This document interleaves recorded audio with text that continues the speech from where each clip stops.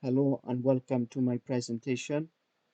This is a presentation on a strategy for Danone for global market entry, expansion and management. This is a follow-up from assignment 1 where we discussed globalization and business analytics in regards to Danone. So moving on to slide 2, the introduction slide. As you can see here, this is a basic rundown of Danone's business practices and Danone as a company. They are one of the biggest players in the dairy products market, and a large size company operating in over 120 countries worldwide, and originally a French company, and their third biggest market is in France, then China, which is second, and United States, which is first. And as you can see here from this image, they operate very well in Europe and Australasia and various countries throughout the world. Their main competitor is Nestle, and as you can see from this image,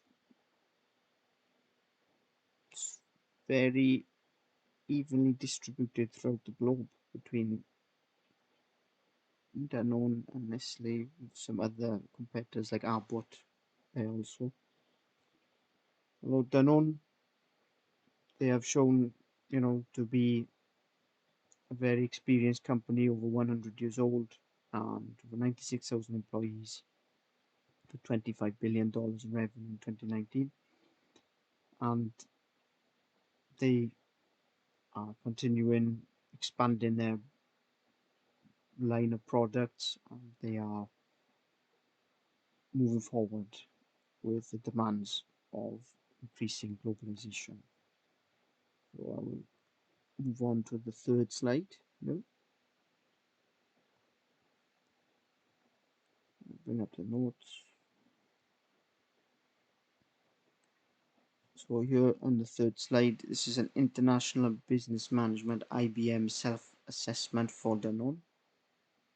Danone have already got a good grasp on international business, operating in over 120 countries, as mentioned in the previous slide. This means that they already have a good grasp on internationalization and globalization. And they're also a Fortune 500 company, meaning that they are one of them. Well, they are one of the most well-known companies and one of the companies with the highest revenue in the world, of course, in their sector as well, particularly. And Danone, surprisingly, despite coming from France, are actually outperformed in France by their main competitor, Nestle, who we mentioned in the previous slide, meaning that they have had to look overseas for further opportunity, as seen in the graph in the last slide. And as you can see from it, they do a very good job. So let's continue in slide 3.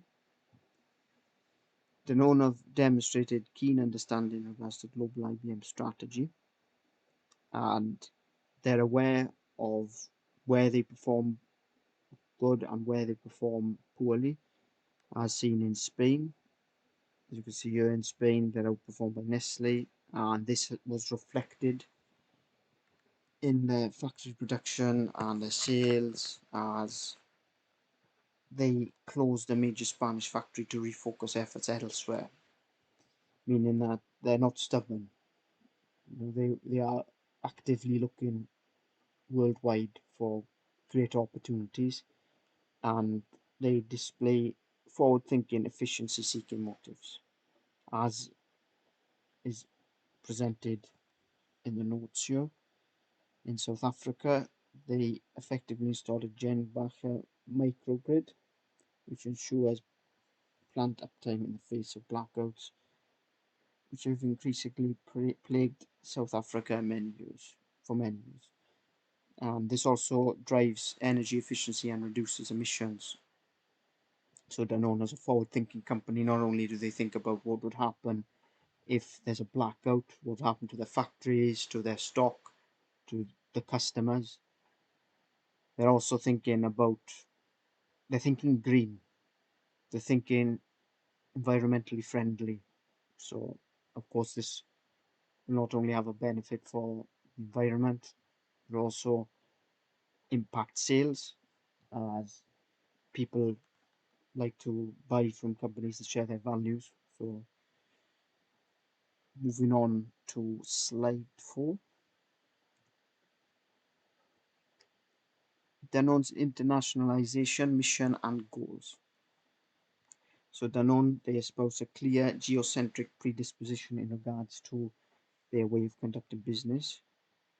And of course, as mentioned before, over 120 countries they operate in, they clearly show a geocentric predisposition, many qualities of this. And aside from the number of companies that they, sorry, aside from the number of countries that they operate in, they sell global products in localized versions.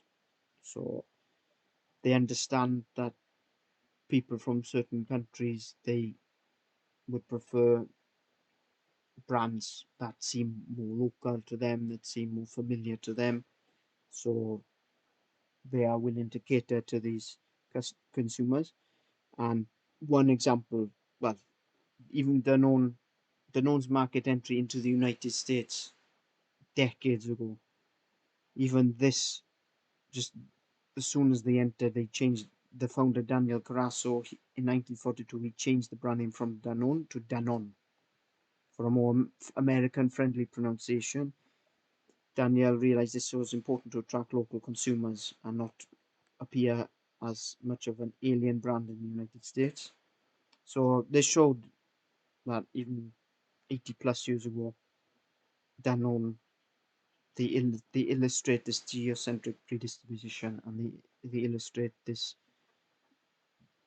ability to have a good view, a good perspective on what local consumers want. And also as well with the increasing amount, well, the increasing popularity of plant-based products, Danone have quickly adapted to this, and they have invested 43 million euro or 49 million United States dollars last year, 2022, to convert one of their dairy plants into a site for mainly oat-based drinks for its Alpro brand. So this illustrates that they're very forward-thinking, and they're willing to invest in new products, new technologies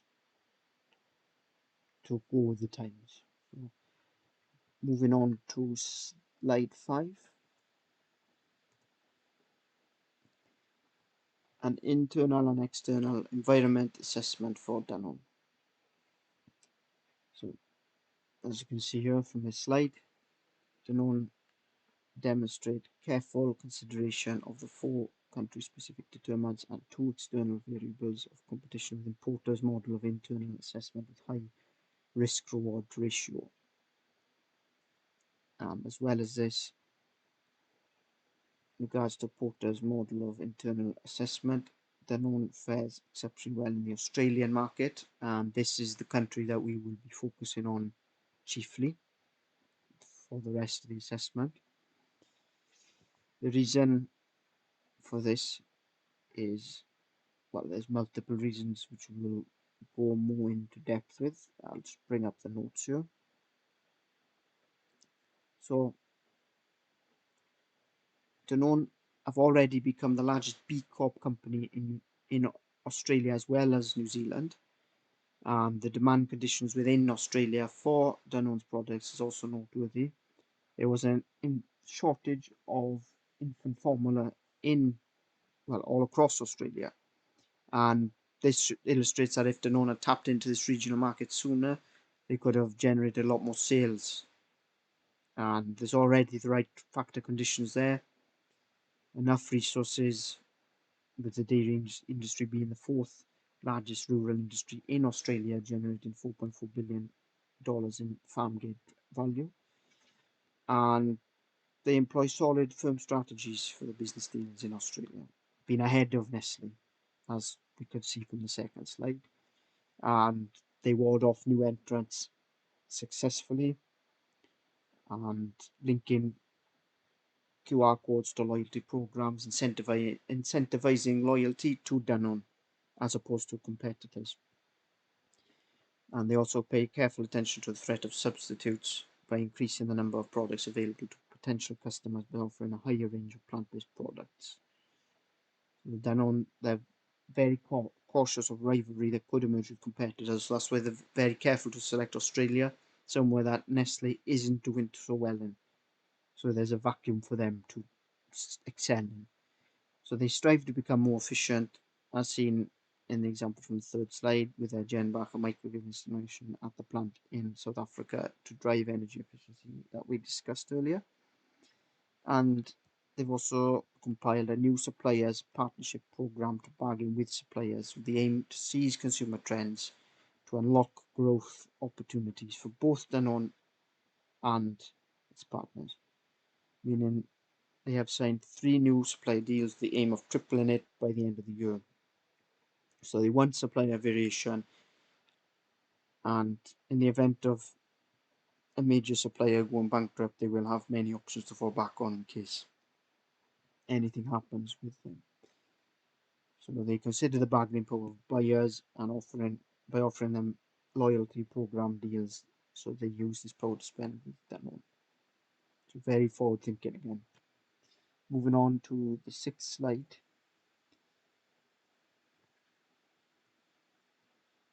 So Danone, they carefully consider the location of sales, and also market entry and proliferation within Australia will benefit Danone greatly, as there is an elimination of dairy tariffs between the UK and Australia, so any business between those two nations would work very well for Danone, presumably. And also as well, the dairy revenue in the dairy products and eggs market amounts to over 12 billion United States dollars, and this is expected to grow. So eliminating any bias, the market size in Australia is going up, and also as well, compared to other countries such as India, which have a much higher rate of milk production, they Australia, it's better to focus there, as there's greater competitive intensity in India, of course, in the form of Nestle, which is a consistent competitor in a large swathe of countries across the world for Danone. And also Australia is a very good candidate, as they rank 14th in the ease of doing business index, and they generate 4.4 billion in farm gate value in regards to the dairy industry. So there's lots of opportunity for Danone to excel, and there's lots of growth. Moving on to the 7th slide. Competitive business approach for Danone.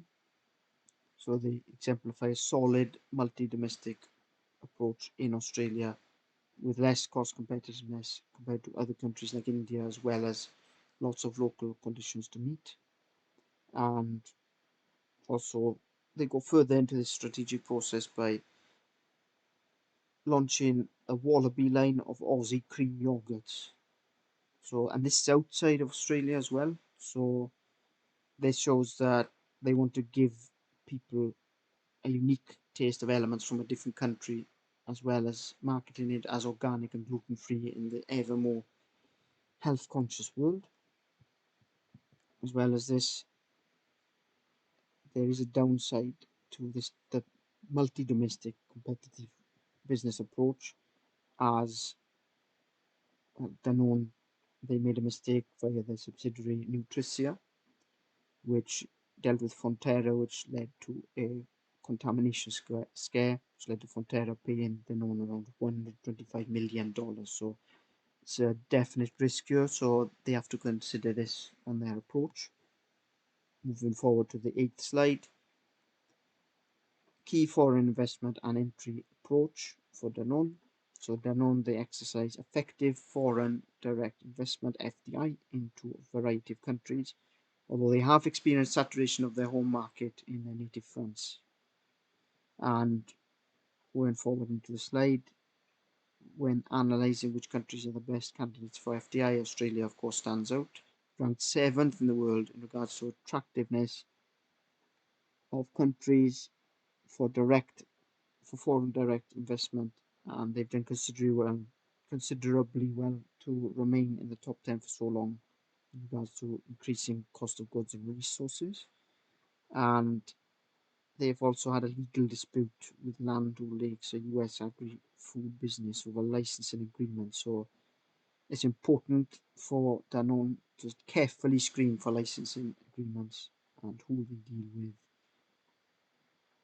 for to protect themselves in a legal sense. So moving on to the ninth slide, impacts on key business functions and operations for Danone. The digital aspect of Danone's business functions and operations has to be continually updated for to keep up with technological demands. Danone do an efficient job with this, as they've invested heavily in artificial intelligence. This is the same case for many companies. They keeping up with the times, keeping up with emerging technology, and this is ensure that they don't keep up to date with these demands. And Danone, they adopt this financial strategy to financially prioritize by selling less lucrative patents and keeping more lucrative ones, as seen by the sale of Stony Fields, 875 million. And Danone have also paid close attention to brand identification and awareness, rebranding their Activia dairy brand in Russia to ActiBio, making it more local friendly. So it's clear that this vision that founder Daniel Carasso had in 1942, Danone have successfully kept up this vision by not well. That Daniel Carasso, the founder, he changed the name from Danone to Danone to appeal to US consumers, similar to how Danone have rebranded their Activia dairy brand to ActiBio in Russia. So this shows they still have that same insight, and they have also maintained brand awareness by retaining the name Danone on their packaging, so everybody in Russia knows that this is still Danone. And the final slide, a summary of opportunities and challenges from assignment 1. So the opportunities and challenges outlined in assignment 1 have been discussed in this part, and there's huge room for expansion.